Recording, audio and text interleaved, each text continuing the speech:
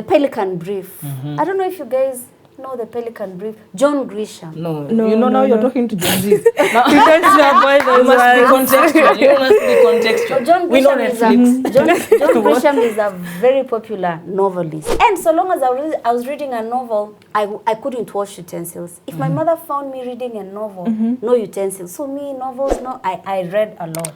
The students I've taught in the past 3 years, wameteseka. Kina sisi. Yes. Kina sisi. Yeah. Mami is jeteseka. I taught you at my unhealthiest. They went outside the main room and they started singing "We Shall Overcome." Yes.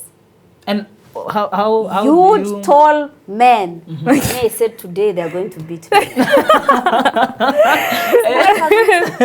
I panicked, but I'm more cynical. I'm not wide-eyed. At 27, I had so much to look forward to. What were you looking for in a man at 27? At 27. What was I looking for in a man? Tall. Dark and handsome. Maybe not dark. I've dated short men. And short men are not bad.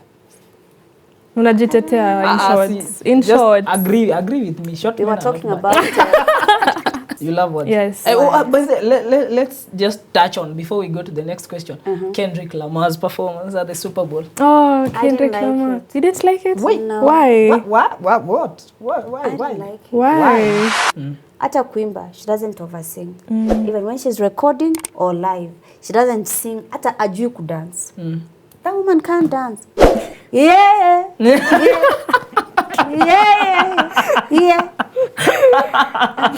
Very little. Hata kumove and move to dancers ndio walikuwa wanafanya kazi yote. Yeah, true. Flower inameanga anywhere. Wacha flower imee. Na niulize, Wacha watu wapendane. ukweli? Love is such a powerful Love thing. is a beautiful thing. When it's done right. Yes. And I want you guys to love each other and to learn to love each other right. Yes. Yeah. What will you describe as loving right in this modern day and era? Love is the most important thing in the world.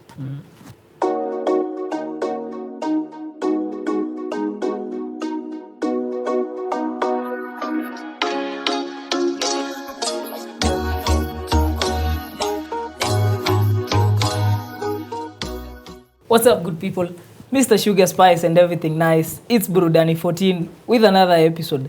Na leo kama mnavyoona tuko kwa mandhari mpya nini. Yeah. And alongside I have my favorite co-host Angie. Yeah. And now the guest. Huyu ni lazima niweke mbwembwe. Mbwembwe mingi sana. Kabisa. Huyu ya mbwembwe kuruka. Tumemtafuta. Sana. So she's number 1, a lecturer. Yes. Number 2, she's taught us for a whole semester. Number 3, she has inspired a lot of what I do. Even e-podcast, she inspired it. Yeah. Number 4, she's a brilliant person. Number 5, very brilliant. she has very yani sijui hata niwaambie nini. And she's very wise. Very exactly. wise. Very That's wise. the word I was looking for. Wisdom. Yeah, so guys, help me welcome. And wait. And she's very beautiful, as you can see, guys. Wow. Very. Wow. You hata niseme makosa ni yangu. Makosa ni yako. Makosa ni yangu. Yeah, help me welcome the one and only Madam Claudia. Makofi. Hata tungekuwa hapa na kayamba. Welcome to our podcast. Thank you so much for having me. The pleasure is all mine. Sisi pia tumefurahia kuko-host on our podcast. Okay. Yeah. Actually, you're the number 1 lecturer on our podcast. Yeah. Oh, I'm the first person. The first one. May they always come. Amen to that. That's some aim for VC. Yeah. We've actually written to some. Or you've written to a couple of lecturers. Yes, and professors. Yeah. Yes. You can think about that. Like you can decide. See, we have 3 or 4 faculties at TUC. Yes. We have 3 or 4 faculties. Yeah. So you can even start by talking to the 3 executive deans. Yeah, about their lives, their experiences, their plans and stuff like that. Now I'm producing. I want money. Thank you so much for coming. Yeah. Now, without much further ado, the number one thing that I remember you for, and I will always remember you for, is you forced me, I'll say force, you forced me to watch The Godfather. The movie. Yes. Yeah. Okay. And, but I don't know, it came at the right time because when I watched it, I really understood why you wanted me to watch it. Because it was a very nice movie in terms of content, in terms of how it was written, in terms of how it was filmed. Like I get so many inspos from that movie. And I think that's the one thing yenye ulini-inspire sana. Up to now, I'll remember you for like kuforce. Yeah, because I say that unakufaje kama hujawatch The Godfather bana. I never think. How do you think The Godfather, because it has spoken to me since that time when I watched it up to now. And how about you, when you first watched it, how did it speak to you as By a the person? time I was watching it, Marlon Brando was dead. So my brother died a bit earlier. Even he died even before Godfather 3 was done. Actually, by the time Marlon Brando dies, he dies kama amezeeka, amekuwa overweight, he wasn't that slim. Godfather. So my brother, my immediate follower, he studied at JKUAT. Every 2 weeks he would come home and we would have what he used to call movie night. So the four of us, we are 4 siblings, would sit and he would come here. He, downloaded the movie, so he would come. So one John, I remember there's a season he loved Italian mafiosi films. So we watched Goodfellas, Casino, and we watched The Godfather. But I loved The Godfather. Now, I had read Mario Puzo. the novel and loved it. And that's the first film I watched where the adaptation was as beautiful as the novel. Because very many filmmakers, when they adapt books into film, a lot is lost. It's not as true. But here, and the Pelican Brief. I don't know if you guys know the Pelican Brief. John Grisham. No, now you're talking to Gen Z. You don't know about those. You must be contextual. You must be contextual. So John Grisham is a very popular novelist. So he writes legal thrillers. One of them is a Pelican Brief. And that's another one that I loved. The reason why I wanted you guys to watch a film is iron sharpens iron. True. So if you don't see what other people are doing, you will not be able to imagine it for yourself. You're creative already. If you're in media, already a creative person. But when you watch that's why I'm asking you, like, what's your favorite, and then you're telling me that you don't have any. How can you be a podcaster if you're not watching what other people are podcasting about out here? True. What are people doing? Like when we talk, like the top podcast in Africa are South African. Sisi hatuko top 10. Facts. We are not top 10. And those guys have numbers. Have numbers like crazy. And they have a lot of podcasts. Like if you were to... Absolutely. That's why I'm interested in you sharpening yourself by watching what other people are doing in other countries. Or even what Julie is doing. Jules. Jules. I love Jules. Because her podcast is the #1 in our country, followed by ile ya kina Murugi Munyi. TMI podcast. So then those others, the 3M, Mami, and you must always know what is happening. True. So I want you to, if you're going to be a producer, see what other people are doing. Imagine The Godfather was made in 1972. I hadn't been born. But when you watch it, it's still fresh. Yes. And the scripting, perfect. The casting, the actors, perfect. True. The storyline, perfect. That's why I wanted you guys to, so, me, I can talk about it until the cows come back. I really love The Godfather. It's my most favorite film of all time. So when you talk about like movie, like what do you consider like a good movie to you, or a good book? And what are you reading like currently? Because I know like that you love reading so much. I love words. Oh, okay. I love words. I was raised in a household where words were sacred. In my house, you wouldn't choose the newspaper to cover your book. My mother would not allow it. She could not. A newspaper. For her, newspaper, kwanza the Sunday evening was sacred. And I remember when I was a kid, she used to buy it, then I would read it to her. That's how I learned how to read and write. Yeah. I didn't go to nursery school, but that's not the story we're talking about today. You know, during our days, we never used to go to nursery school. You just wake up, you go to class 1, and the school. Anyway, you guys, you know, you've studied in a totally different dispensation, and that's a conversation for another day. But I was raised in an household where the word was sacred. So my father was a deeply spiritual, religious person. So religious books, the Holy Bible.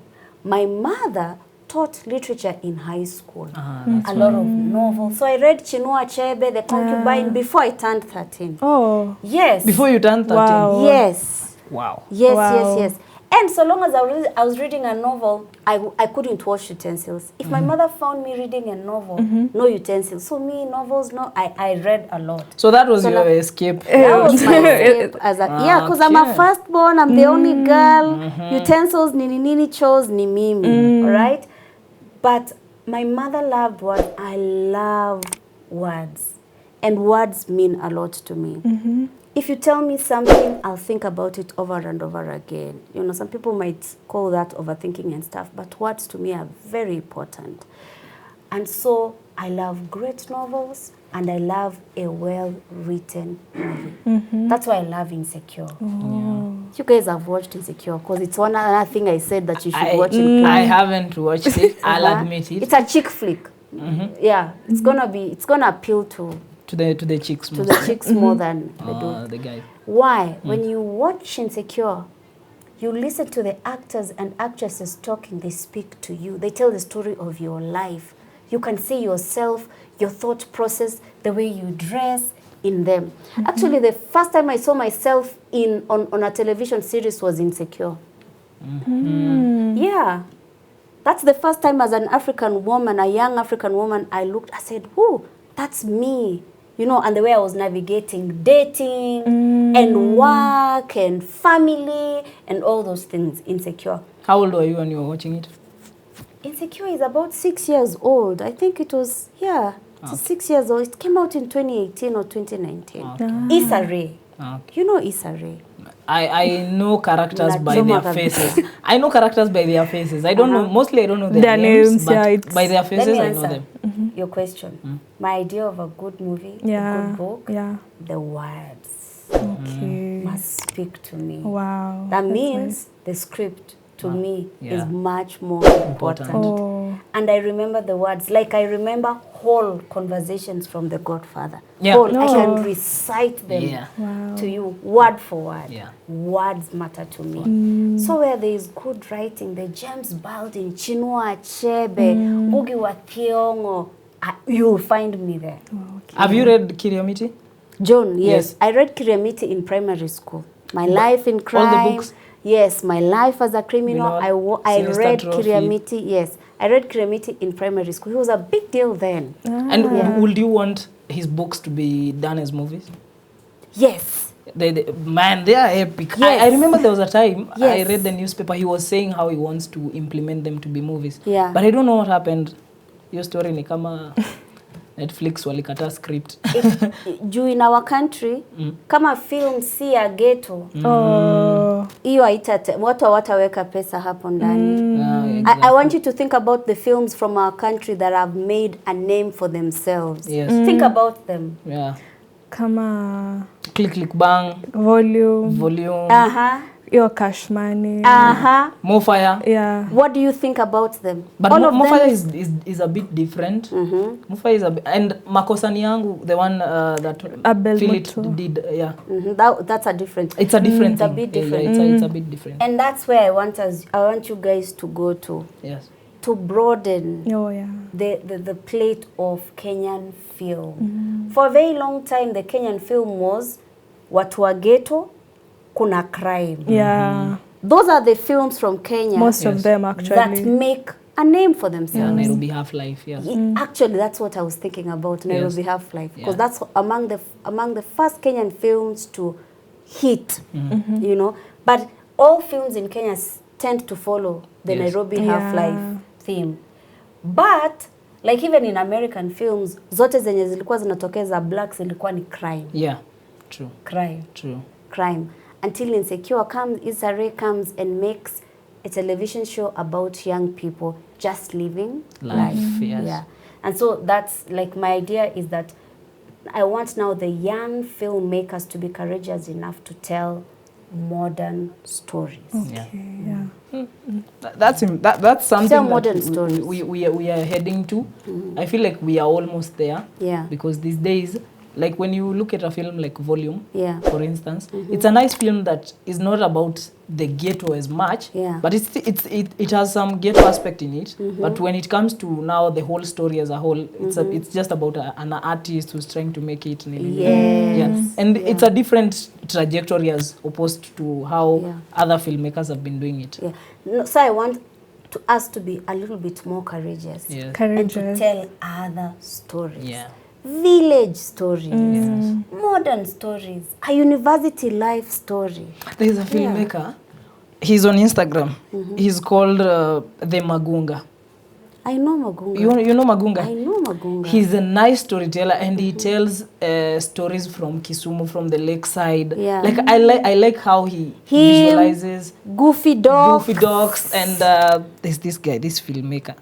I love Magunga. Magunga is such a soulful storyteller. Yes. And I have seen him like from when he was in law school, when he had a blog. Yeah. Mpaka sasa hivi la ameoa. Hata the video that Goofy did for his wedding. Yes. Chef's kiss. And the Very song that beautiful. played in the background Yeah. by Costa Ojwang, Nyakachieng. Magunga is very good. Yeah. I He's a really very adore him. soulful. Yeah. The very soulful storyteller. I love that. I love his vinyl stories Yeah. about Les Wanyika, about Franco. Yes. I love his vinyl stories. You should also read his blog. He used to run a blog. I read Because Ulu right now. Aha. Yeah, I love Because Ulu. Okay. You Fosters. Yes, I Foster. Yeah. You also Yeah. Fosters. Because the other thing I don't want you is to limit your expression. Oh, Yes. yeah. Yeah. You don't have to podcast only. No. You can write. You can make film. Like I want you to broaden your idea. Unajua Kenya yetu saa hii hata shule huko chini. Environment huko usipokuwa careful utaacha kuthink. Unajua creativity inataka freedom. Creativity haitaki meanness. Saa hii tu because of the prevailing financial struggles, the students might think that there is nothing in the world. Yes. So the mistake would be to limit yourself to what we don't have Yes. at Yeah. talk. Yeah. So when I was forcing you to read, it's because I want you to imagine worlds beyond our sense of lack. Yes. So the current lack at Tuk should not limit you. She'll be our fuel. Yes, that we don't have a studio. So woe is me, you become like a victim. Nah. We should push it to Yeah. to be our drive in When I terms was of in Maseno University, my friends who are studying media staged a series of sit-ins and protests. So they started wearing white T-shirts. You know, at that time in South Asia, there were sit-ins being held where people wear a red T-shirt or a white T-shirt. So they took the same thing. They sat in the graduation square for a whole week. You know, all those 4 years I was in Maseno, media students were always striking and striking and striking and striking. What was the problem? They were studying everything theoretically. We didn't have a studio. Nothing. So kama mwalimu anakufunza editing, anakuja tu anaimention, wewe ndio imagine kwa Kwa akili. when they imagine yako. cut. yeah. Medium short. Yes. There was nothing. Hata kwa department kwa ofisi there was no laptop yenye unaweza program mtu and so they had, and yet right now they are the biggest media people in the world. And the things they strive for those 4 years in Maseno right now, state of the art studio. So we should go and sit at the graduation square For one. I don't want you to be hopeless. Yes. Yeah. Fight. You might not enjoy the things you're fighting for. Yes. Yeah. Because a lot of the freedoms we enjoy as a country, the Yeah. people who fought for them are dead. True. So even you guys, you shouldn't lose hope. Hope is the only currency you have. Yes. Yeah, don't limit yourself. And you also have to understand that there's people who are teaching you are also under that lack. There's a sense of lack at school. Yes. Yeah. But it's the prevailing lack in our country, right? Yes, yes. But do not let it limit you. Yourself. Yes. You have to think of a world beyond the lack that we are currently surrounded by in Togo. Yeah. Okay. Thank you. That's solid advice. Yeah. It's very solid. I hope wamesikia. Now, you've been a lecturer for 10 years now? Yes. 10 It's going years. to be 10 years in September. 10 years. I'm old. Wow. 10 years. Now, in your journey of being a lecturer, Yeah. you've encountered various types of students Yes. since when you started teaching until now. Yes. What has it been like? The evolution, if I may put it like that, the evolution aspect of students from when you started teaching up to right now. How has it been? What type of students have you met? Did you like them? At some point, did you hate them? At some point, did you have to give them supplementaries? Yeah. What have you encountered in? Ebbs and flows. Ebbs and flows. Man, I was a kid when I came into talk. I was in my 20s. By 26, I had a master's. Ooh. So I started looking for work. The following year, I came to talk. You had a master's at 26. 26. Yes, Damn. I did. Wow. I did, because I was very ambitious. Wow. You have to be ambitious. You have to be ambitious. Wait, have to be before you even And I had say- nothing. I had nothing. Let me tell you, I had nothing. I just had dreams. Na dreams zangu ndio zimenifanya mimi nimekaa hapa na nyinyi. Let me tell you, when I was in high school, I used to pass English. Sana. It was my favorite thing to do. Like I used to pass English, Kiswahili, history, A's. Don't ask me what I used to score in math and physics. And don't be unfortunate. Just let's go with my story. Are you just like me? Okay. Yeah, just like me. I hated the sciences. Oh. When I think about it, it's because I didn't see where they fit in my life. I've just always been a very artistic person. Anyway, I digress. You know me, I can talk until the cows come. So I'm in high school, near girls. Our principal, Madam You went to near Zilpa, girls? yes. Oh. Our principal, Madam Zilpa Omondi, brings Professor Jacqueline Adwal and Dr. Nyaki Adair. Jacqueline Adwal. Is- I've had Adwal in Tuk, the Same, former same, vice same, chancellor. yeah. I don't know if they're related. I doubt. But Jacqueline Adwal is the immediate women rep was Siaya County. Okay. But at that time, she was a professor of linguistics at USIU. When she came to Nia, I looked at her and I saw her speaking. I saw what I would become with my love for English. Dreams. Mimi hizo ndio zimefanya zikafanya nini? Nikafika mahali. Hapa, Dreams are valid. Yeah. Your dreams are valid. Hizo ndio vitu zenye zimefanya. What did you ask? What was Now, Your experience. no, my experience as a lecturer? for the 10 years that for the you've been 10 in the game. years. It's been beautiful. I have struggled in the past 3 years because my father died in 2022. Yeah, you mentioned. I haven't been a very effective teacher for the past 3 years. In fact, the kids I've taught, sorry, I say kids. When I say kids, I don't mean that in a bad way. I mean it in a, In a good way. Yes. The students I've taught in the past 3 years, wameteseka. Kina sisi. Yes. Kina sisi. Yeah. Mami is Jeteseka. I taught you at my unhealthiest. I wasn't okay. Like, to come to school was hard, but I came over and over, and I thank God for the strength that he gave me to teach you. And we thank God for you. But the beauty is you are good students. Exactly. Yeah. You made my teaching extremely easy, fun. It was something, actually, it was the thing I was looking forward to every week.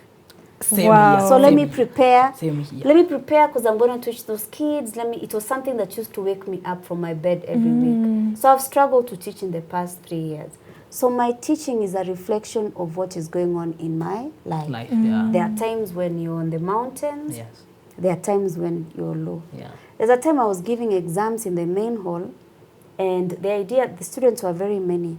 I told them to organize themselves. It was first-year students and third-year students. The first-year students organized themselves. The third-year students refused to sit the way I wanted them to sit. They had their own formation for obvious reasons. Yes. So I didn't give them the card. They went outside the main room and they started singing "We Shall Overcome." Yes. And how Huge, do you... tall men. I said today they are going to beat me. I panicked because they were singing "We Shall Overcome" outside. I called my boss. People came, wakafukuza, and the rest is history. So I've had, and of course now, the younger they are, the more different their needs. The kid I taught when I first started teaching at 27 is not the same kid I'm teaching right now. True. Yeah, true. Yeah. So I've seen different things. And do you teach like older people, like now grown-ups? When I first came to Tuk, yes, there was a lot of, actually Tuk, when it first started, a lot of our students were Module 2. Oh. Okay. Yeah. The university used to make a lot of money from Module 2 students in diploma and degree. And many of them ni watu wenye wanatoka job anakuja anasoma anaenda home. I used to teach at night a lot. A lot.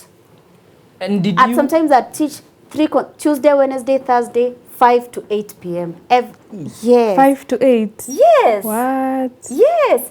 And by the way, I used to enjoy, I love, my goodness, to be young is a beautiful thing. Do your things when you're young. True. So we should Enjoy our 20s. Yes.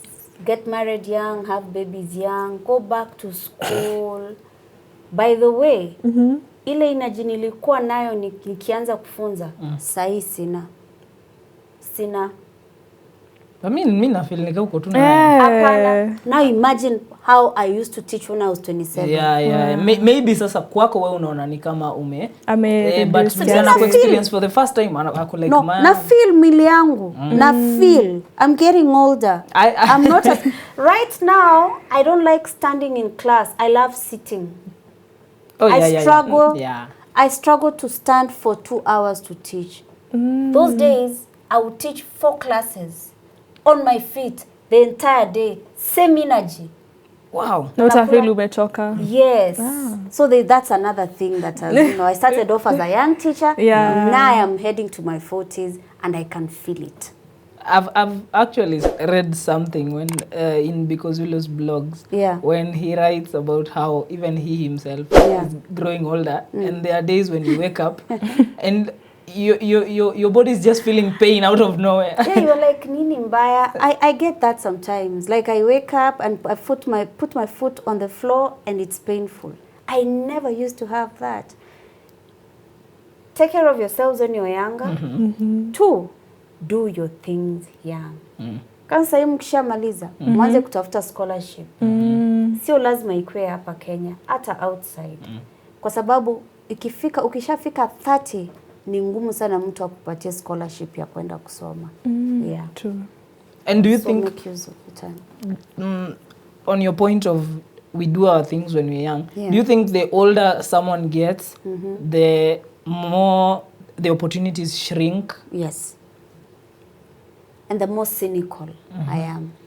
Even the way I used to love in my 20s is not the same way I'm loving right now. Right now. I'm a bit more cynical. When I was young, I was wide-eyed and the world was romantic and everything was beautiful. You loved flowers right now, in your 20s. Oh, I still love flowers. You still love. That has not changed. That hasn't changed. I think that the world is still beautiful and people are still beautiful. I love beauty in all its forms. I am a disciple of beauty. For me, beauty is a fundamental belief. You know, the way you believe in beauty is a virtue for me. Me, I love things that are beautiful, things that are balanced. I love beauty. So I believe in architecture, I believe in fashion, I love beauty in all its form.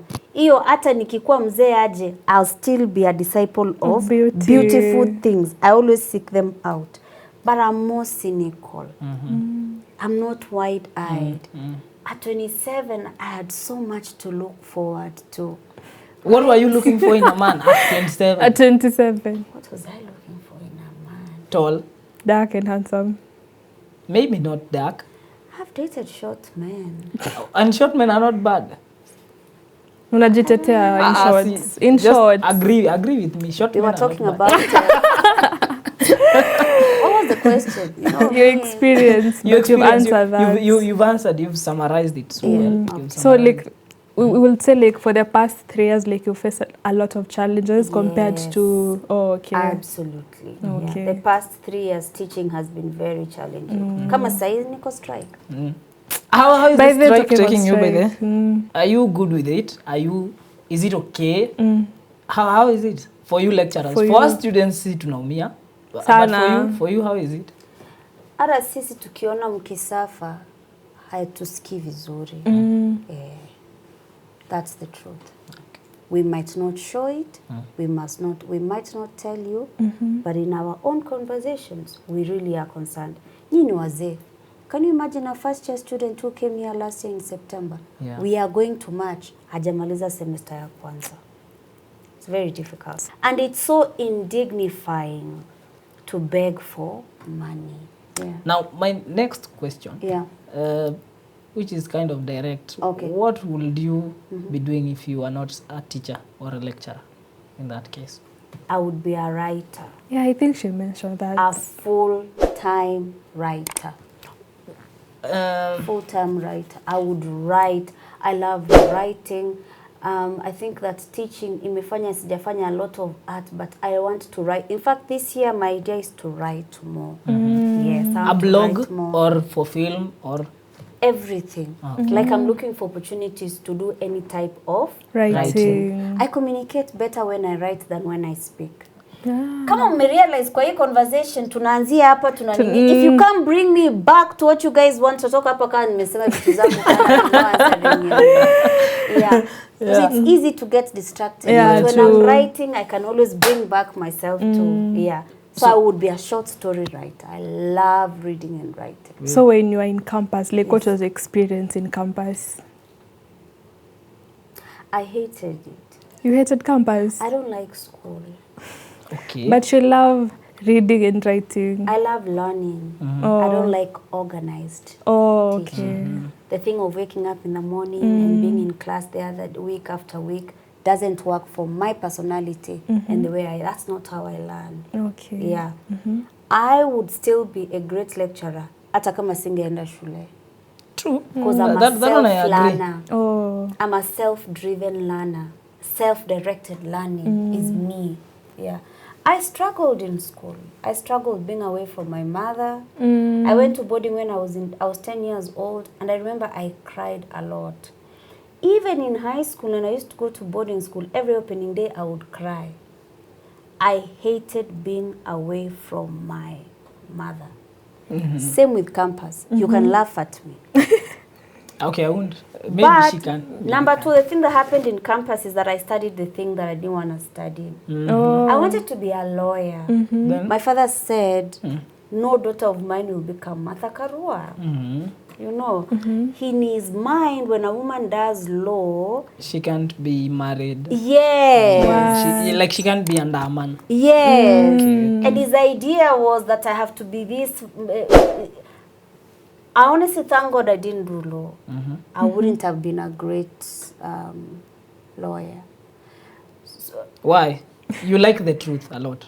Yeah. I think that one, yeah. I wouldn't have enjoyed law. I love teaching. You love teaching. Mimi hata kama nisipolipwa, mimi nafunza tu. Mimi napenda. I love to train. I love to teach. It's one of my most. Mimi, I'm in my ideal job. Mimi hakuna job ingine nataka. Sitaki kuwa PS. what if I become tu kufunza mpaka ile siku nitakufa munitoe kwa mimi sitaki kufanya kazi nyingine. I'm good with teaching. Wait. Mimi wanilipe salary yangu. Nikuje nifunze hata sitaki kuwa HOD. I want to teach and create art. I meant to teach and create art. I want to have the freedom to think, the freedom to create, and then I want to teach, like to create a community of learning. Because learning si ati ni mimi ndo naleta vitu. Hapana, even when I taught you, I told you that it's not a teach, it's a community. Yes. Where we're exchanging knowledge.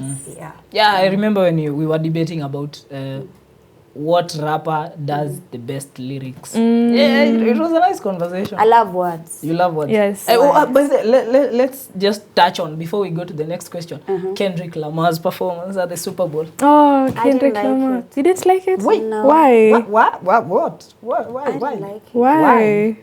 I loved Usher's performance last year.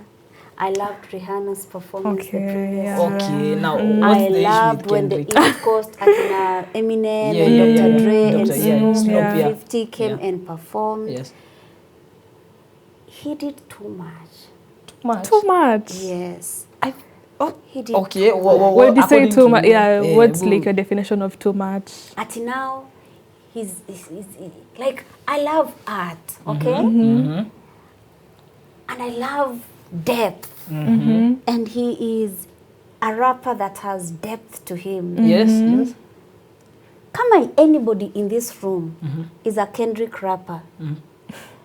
Unataka kuniambia ile performance ingekuwa ni kitu yenye unaweza itumia kuuza watu wengine wampende? Last year, kama we si fan wa Asha, unge-watch ile performance, you're like, interesting.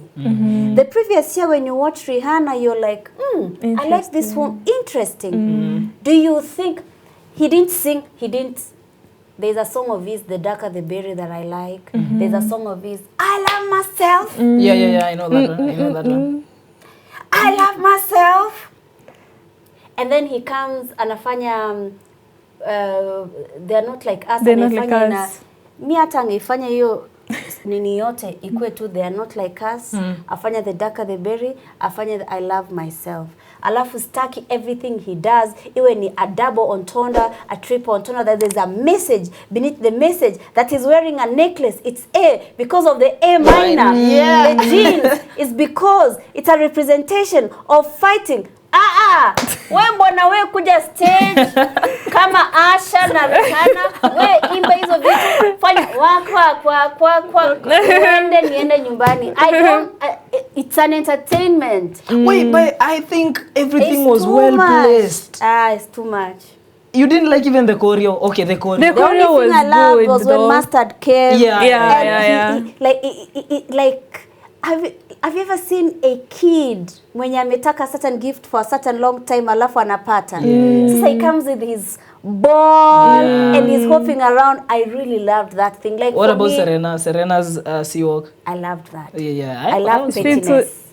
I love when I'm petty. I love that you date someone anakusumbua anadis bwana yako alafu unaenda Super Bowl una trip walk. Hata yeye lakini pia yeye there was a meaning behind the yeah. I don't want that nonsense. But you've already said that you love depth. Yes. That's what Kendrick delivered.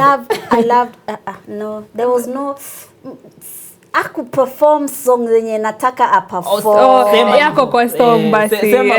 He did perform the songs that I wanted him to perform, and then he performed They're Not Like Us for a couple seconds towards I didn't like that Super Bowl performance. Okay. I loved Usher's performance. I also really loved Rihanna was good even. Yeah. And yet she was pregnant. Yes. And she did nothing. You know idea yake Rihanna, napenda Rihanna because she doesn't do much.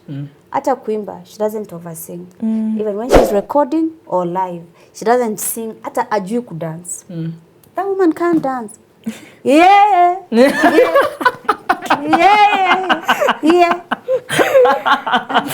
Very little.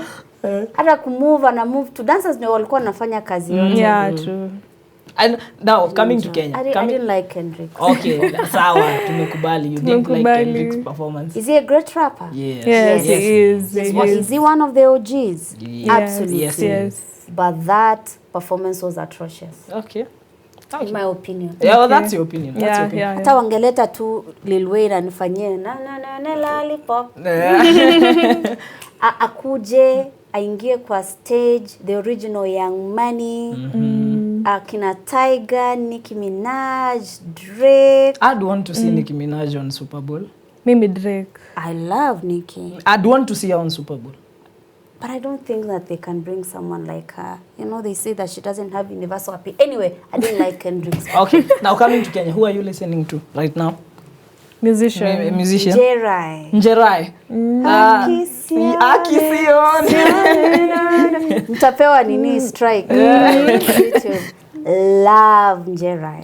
I love Njerai. I'd plug you to one. I don't know if you've already known him or the other duo. Yeah. Watenda Willy. You know Watenda Willy? I know Watenda Willy. For real. Go listen to Watenda Willy for real. So Njerai, I really love Kodongo Clan. Kodongo Clan, yeah? Disco. Yeah. I love Nyaduse. I love Nyaduse all their nice. songs. I love what Costa Ojwang is doing. I love all those, the Luo, going back to Benga, drawing inspiration from Benga and Ohangla. I love the music scene. Sai tunaenda kuwa na industry. Sindio? We used to have a scene. Now we are going to have an industry. We used to have a Kenyan music scene, but now we are building a whole industry. A whole industry. Even I like the way they've incorporated now. It's you have to have a song out, then there has to be a dance for that song. Yeah. I don't like that though. Why? Because now people are writing for TikTok. Oh yeah. It becomes songs are now gimmicky. Yeah, every song released in the world right now is gimmicky. Yeah. Although nilisikiza nani, there's a girl anaitwaje, song yake mpya inaitwa Goliath. I love you. Then there's a song I had Teddy Swims and Giveon. Are you even real? People have gone back now to music. But previously, everything that BN releases has to have a dance. That is for TikTok. I don't want to. But BN writes well. He writes well too. Like his songs are very well written. In the past few years in the world, music imekuwa dampened down. Yeah. Kama haina nini tunaweza fanya TikTok video. But that's true. I don't want that. True. I want us to make music. But don't you think it's just an incorporation of another art? Like it's just naweza sema aje ni kama ugali sosa kwa hoteli. Unaona umeshiba ugali lakini umemaliza ugali na mboga imebaki. Unaitisha ka ugali kingine ka sosa ka kuongeza tu. Imagine hiyo ni TikTok ndio ina dictate art. Yes. It reduces you. It reduces your creativity. Yeah. You have to do it this particular way. And even the record labels have a style, like you have to write it. The songs are shorter, more stupid. I don't want people to, I think hata mimi spendangi hata staki sahi tufanye TikTok videos. Like you don't like TikTok? You don't like as TikTok. A platform you don't like TikTok? But TikTok is a toxic place. I don't want to be banned. Okay. I want us to stop making dancing videos. I want people to just create music. Yeah. Yes, and let's just dance. And because also there's the pressure of kama hii song inaimbwa, I can't dance it my own way. I have to dance it the way it's danced on TikTok. Yes. Lazima kama mimi napenda South African music a lot. So mimi siwezi dances zangu za kitambo, lazima nishike hizi nini. Nitakuja kushikaje anguka na give me water. Na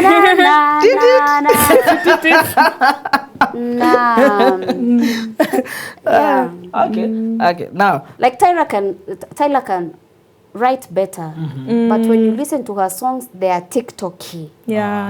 True. I don't want us to write for and do you TikTok. think she writes for herself though? Some songs she writes, mostly wanamwandikia. Yeah. She's not the most talented South African musician. She's not, honestly she's not speaking. she's not the most talented African musician. Yeah. But she won a Grammy for one song. People who win Grammys have never been about talent.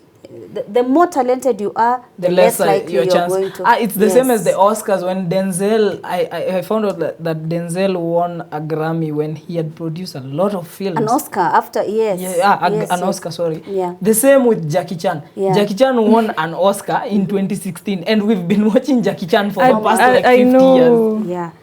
If you want to listen to talented musicians, like unaonanga wazungu wanasema ati the Beatles. The Beatles, the greatest Elton John. Yes, the greatest guitarist of all time. Yes. Bwana, hao watu hawajaisikia Congolese musicians ama Musa Juma acheze tu. I mean, anyway, let's go. Now, do you have like a memorable or funny experience with your students or any?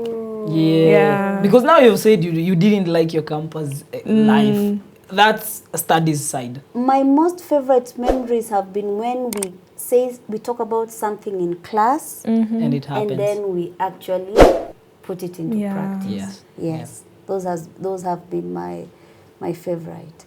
Yeah. And I don't think you've answered what she has asked. What was the question? She asked what was your memorable moment. You in university. Now, when I was in campus? Yes, no, yes. I said like with students. Oh, with students. Yeah, she asked me about mine is when you in Maseno. Oh, when I was in Maseno? Yes. Did you do what us guys do, like club hopping? Partying. We were broke. Even us we broke, but we find a way.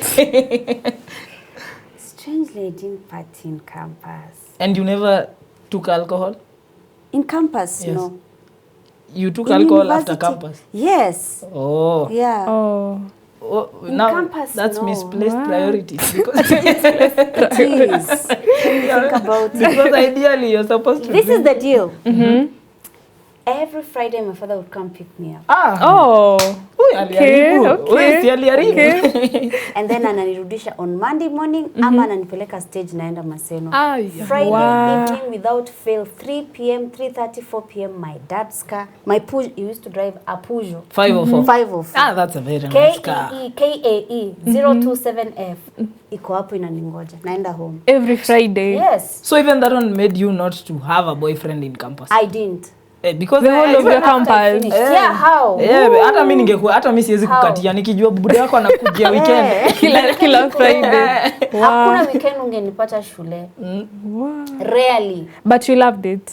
Me, I loved it. I loved going home. Yeah. Okay. There's nothing I missed. Yeah. But the later on now you started experiencing life when you went for parties after campus now. Did I party? I'm not a party person. You're not a party. No. I'm not that's not my jam. Hata sahi spendi. What would you prefer? Yeah. What will you like call fun to you? Tuende tuchome nyama. Oh, okay. Alafu ka bonfire. Live music. Okay. Nice. Tuende to hike.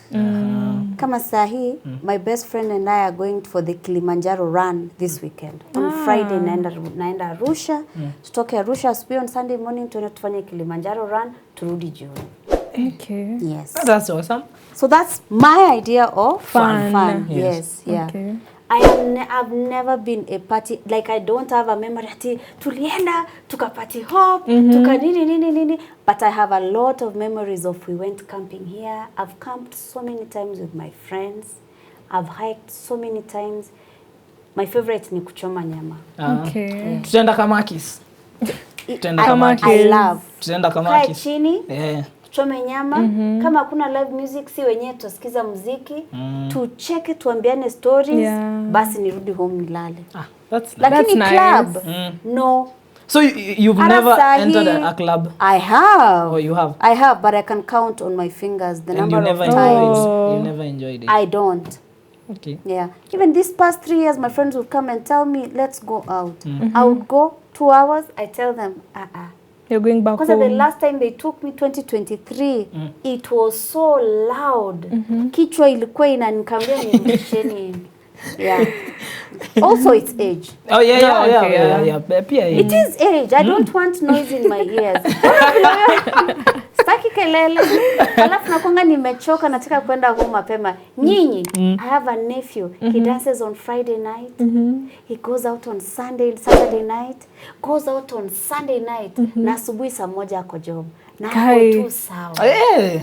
I mean, si ni kitu tu unaweza do. Mwasa hata kudanganya. Mwasa also doesn't parties. Hapendi? Hata mimi sipendi kuparty. Yeah, I'm not a party guy. Because I don't drink. So I don't drink, so I kukua kwa party niko misplaced. Any of you ever came into academia? Hauta party. Hakuna time aki. Yeah, okay. Kama sasa mimi na mark cards zangu. Wewe sasa una mark cards? Yeah, na mark cards. Zilifanywa online, sasa inaendelea pole pole. Sasa sina time. I have so much work to do. Yeah. Like I'm so swamped with work and writing. Sina hiyo time. Ukiingia academia, hakunanga kudance. Unafogo kudance. Yeah. Sawa, mimi niko tu na swali. Do you think a lecturer can date a student? Some people do. And it works, ndio? Yeah. Me, I don't see it as a big thing. It is a big deal. It is a big deal. It's a big deal. How? Big deal. How is it a big like deal? you date a lecturer. Why are you dating old people first and foremost? They are sucking your youth and your blood. I don't like that power imbalance. There's always going to be... They're going to say that she's 18 and above and she can give consent, right? Yes. But if somebody comes with you to a gun and puts it to your ears and tells you to give them your pass, is that consent? No. No, it's not. I do not like those January-December relationships between students. There's something that is compromised. Yeah. There's certain things that are compromised. Yeah. I have never seen a relationship between a young girl and a male student going anywhere. A young girl and a male student? A male Male teacher. Or a male teacher, lecturer. a male lecturer. It normally ends in tears for both of them. Okay. No. Now for me, at my age, it's not possible. Until you go for some small handsome girl. Does that happen? Yeah, it I happens. think Yes, it it happens. Yes, it yeah. happens. And people can describe it as consensual. Yes. I will not sit on this podcast and judge people's moral decisions. Yeah, my hands are not clean. Yeah, my hands are not clean. I have no moral high ground I can stand on and but I want to discourage my young students from dating anybody older than them. When you think about even Didi and Cassie, Yeah. the biggest problem was that age. Yeah, there were power imbalance. Yeah. When you're young. But nikiwaambia you're young, hamtakubali. True. You're young. You're really kids. You are kids. But I'm very, very serious. You know, relationships demand a certain level of maturity from you to manage them. Yes. When a man is older than you, he has experience, he'll take advantage of that lack of knowledge. Hauna agency, haujitetei. You will not say, I want us to use condoms. I want us to go get tested. Yeah. Yes. Yeah. I want to be on family planning. Yeah. When you're young, you're yet to step into your womanhood. So what happens is that you outsource decision making to that man. He's not going to make decisions that are going to favor you. Yes, He'll true. make decisions that will favor him. True. So I want to discourage those relationships. Date your classmates. Did you? Nice. Ulisema we're not supposed to date our classmates. Yeah, That's that incest. is, hiyo ni incest. Yani nasema Oh, date okay, your yeah. intimates. Okay, yeah. Kudate kwa class hiyo ni incest. Una date aje brother yako? How? Kweli. That's an incestuous relationship. Ambia watu nadhani mchezo. Do not date your classmates. Classmates. That's incest. Hiyo ni incest. How can you date your sister? Wow. But it does happen though. But yeah, you it can- does happen. Hatuwezi kataza Yeah. watu. Unajua flower inameanga anywhere. Wacha flower imee.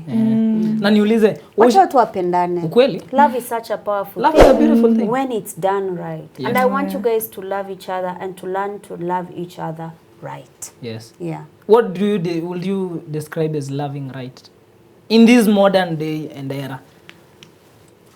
Love is the most important thing in the world. All forms of love. A teacher and the students can love each other and create a community ya kusupport one another, right? Yes. Parents and parenting is a love thing, Yes. right? Yes. People who are married are a love thing. Kama sasa ukiangalia kuna red pill, manosphere, kina Americs, Yes. you know. Is it red pill? Americs, I feel like inakwaga sometimes balance, sometimes off. Yote ni manosphere tu. Yote ni red pill content. Yo red pill. Hawa wako na msimamo mkali. Americs ako hapo na msimamo wake mkali. Kutakuja, unajua these seeds that we are planting right now, in the next 10-15 years we will reap them. True? Yes. Yeah, I don't want you to be cynical. Yes. I want you to know that there are spaces in this world and there's human beings that can love you and you can love too. Yeah. But you have to teach yourself how to love. Yes. Nobody teaches us how to love. Love is not a feeling, it's a decision and action. Yeah. So you cannot tell a girl you love her and you cheat on her. You don't love her. If you love somebody, you will not intentionally inflict pain on them. Okay. True. Yes. What if ujipate tu? Atujipate tu. Hiyo inakuanga decision. And actually that's one of the things I want to tell all the girls and the men.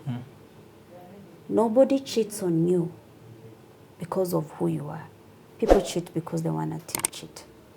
The day you discover that, you have so much freedom. You'll date a girl, she cheats on you, start thinking, ama ni vile. Nah, imagine. It's got nothing to do with you. People cheat because they are not satisfied with what you're giving them. They want constant validation. They can't get it for themselves, inside of themselves. They seek it outwards. So they are always...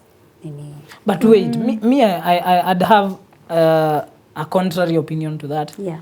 There are some people who are very hard to deal with, honestly speaking. Wachana nao. Tusiwaguze. Hey, Kuna wachana nao. options zingine. Oh. Love. And when you say difficult to deal with, what does it mean? Like they need to work on themselves. Ukipata mtu ana need to work on themselves, you know, most of the times you're going to experience this, all of you. You meet people and they are not ready to meet you where you want to be met. Yes. They can't come to the bridge with you. You have to leave them. Most of the times when you meet somebody and then they cannot reciprocate your love, you start thinking that you have to overwork Yes. for them to earn their love and validation. It will never happen. Utakufa kama bado hawajawahi reciprocate na kukupatia validation yenye una nini. You can love somebody and you can rationally say, this person is not ready to meet me on the bridge. Let me leave them. Yeah. Because you will always find someone who's ready to meet you on the bridge. Only if you believe that you deserve to be met on the bridge. Yes. Yeah. Okay. So what's your self-esteem right now? Like, how do you value yourself so that the love you get reflects how you're feeling about yourself? Yes. Yeah. You cannot be friends with people who gossip you. That's not a friend. Yeah, she's smiling. She's She smiling. gossips you. No. She suffered some type of illness that that you've described. Nah, yes. that's not friendship and that's not love. Yes. Because even between two women, two men who are buddies, there is love there. Yes. And that love must still be respectful. Yes. Yes. True. It must be nurturing. There must be goals even in our platonic relationships. Yes. Yeah. We must have goals. True. And there must be rules. Now, ujue, relationships give us an opportunity to lift up the mirror. so that you see yourself for who you really Yes. are. Yes. So if your boyfriend, Alpha, raises a mirror to you and you see character flaws that you need, be humble enough to change. If she lifts up a mirror, and one of the students I teach alitukana wasichana wengine alikuwa nao kwa group, aliwatukana vibaya sana. Nikapata ako lazy, he's not working hard. The girls are very hard working, they do their assignments. He was so jealous of them, akawatusi vibaya sana. A character flaw. Yeah. Yeah. So even in our platonic relationships, let's love each other well. Yes. And help each other to grow. To grow. Yes. Let's do this. Nimepata hii opportunity kuja. Ukiona mtu ako na jealous na envy towards you, wachana huyo mtu atakuua. And I was supposed to discover that when somebody hurts you once, atafanya the same thing twice. So don't keep on going back to friendships that disrespect you. They don't value you. They don't validate you. You have to be much more than what you already are for them to accept you. Wachana now. Yeah. That you have to smoke weed and their cocaine for you to be accepted by them. No, you will find people who don't smoke weed. Yes. Kimaru nasema watu wasi smoke weed. Yeah. So why I don't want you to smoke weed is fentanyl imekuja Kenya. Yeah. I don't smoke. Fentanyl imekaa Kenya. In the past 1 year nimeona some.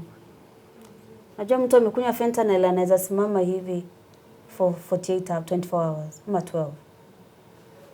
Ni wale yeah. Fentanyl. Na unajua ile overdose ni hivi. Kusurvive fentanyl ni ngumu sana. Imekuja Kenya. So what people are doing is they are lacing weed with. Actually, because weed is not legal in our country, a lot of the weed you guys are smoking is not pure. It's laced with other things. That thing that is laced with the weed you're smoking can make you psychotic. That's why I always tell my students, stop smoking the weed. Because you don't know. People will actually put something in your nini. You will lose it. Hautawai rudi ku. Let me mind my own business. Wow. Kama wanataka ku smoke weed. Watch out. Yes. But mimi, I always tell my students, stay away from that thing. Especially right now, kama fentanyl imekuwa introduced into the country. You have to be very careful. The world has become worse. Unajua sisi kitambo. Soda yako unaacha hapo na hakuna kitu itafanyika. Nyinyi hamjaishi hivyo. Sisi hapa. Wezi hata. Wow. That has been a nice conversation with Madam Claudia Onsare. You're a powerhouse. Your wisdom. Thank you. Yeah. You've really blessed us in this episode, and I believe so much. Our viewers would appreciate sana. And we'll have you again and again and again kwa podcast. Hata mimi nitaendelea kunini ndio ni sijaongea in a while. Yeah. Hata leo si feel kama I haven't. You know why?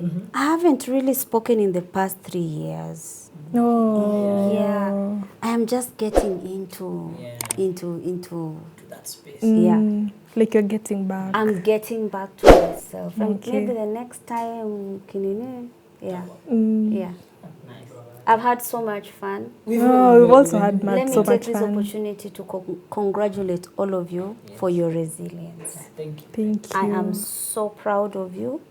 I want you guys to hold on to your dreams. Yeah. So I'm wishing you the very best. Thank you. Mkinipata hapa nje mnisalimie. Of course. Lazima. So, give us a parting shot to our audience, a parting shot to any girl, to any young girl who is joining campus as a first year. What would you tell? Any advice? Yes. Please don't go cooking for boys. Don't go cooking for someone's son. I hate that thing. Wait. Yeah, please. I mean. Yeah. Kimaru, someone's child is cooking for you. Once or twice. Lakini kuweka mtoto wa wenyewe sahi, a first year student, a girl cooking for someone. Anamosha manguo. Now you're worse. You're worse. Usioshe mtu nguo na usimpikie. And use protection. Okay. Basi akikuja mimi nitampikia. A lot of things have changed right now. Like when America announced that they are cutting funds, there is real consequences about our sexuality. Yes. I want people to be a little bit more responsible. My parting shot to both the young ladies and young men, be better stewards of your sexuality. Yeah. A lot of cultural changes have led us to a society where we have become a little bit casual with how we approach our sexuality to very dangerous consequences. Yes. True. So I want people to come back to being better stewards of their bodies, what you eat, you know, what you drink, and who you give your body to, where and how. So that's what I'm going to tell all the young men. But don't go cooking for someone's child or washing their clothes and soaking beans. No. And let them dream. Let the young girls dream. Yes. Yeah. Man, she had her masters at 26. 26. I did. Inspiration. That's why I always tell you, and when I was teaching here, I always tell you, maliza hii deep, ufanya nini? Degree. I always tell you guys, always. Hawezi sema sijai sema hivyo. Yeah, No. Maliza ufanya nini? Uendelee. Yeah. The Lord will provide. Amen. Yeah. And I think we can call it an episode. It's been very inspirational. Yes. Imekubamba aje? Sana. Imekuinspire. Sana. So you'll stop cooking for me. Please. You've been cooking for this. Yeah, najua place ametoa your story. Okay. Makosa. Okay. Guys, thank you so much for being with us up to the end, and we hope to have you in our next episodes. We'll have fire guests, we'll have more inspirational and educational content. Na pia mtuambie mnataka nani akuje kwa pod. Mtuambie your favorite guest, what type of lesson would you want to hear from him or her, sindio? Let's engage hapo kwa comment section and subscribe, share and like. Tufikishe 1,000 subscribers. That's what hiyo tu ndo tunawaomba. 1,000. Hata tuombi mingi. 1,000 tu. Tukifika 1,000 itakuwa poa sana. And we have a lot in store for you guys. Mkumbuke pia live recording. We'll have one this year. So yes, let's engage hapo kwa comments tuambiane, si ndio? Imekuwa true. Asanteni sana. Adios. Bye bye. Bye guys.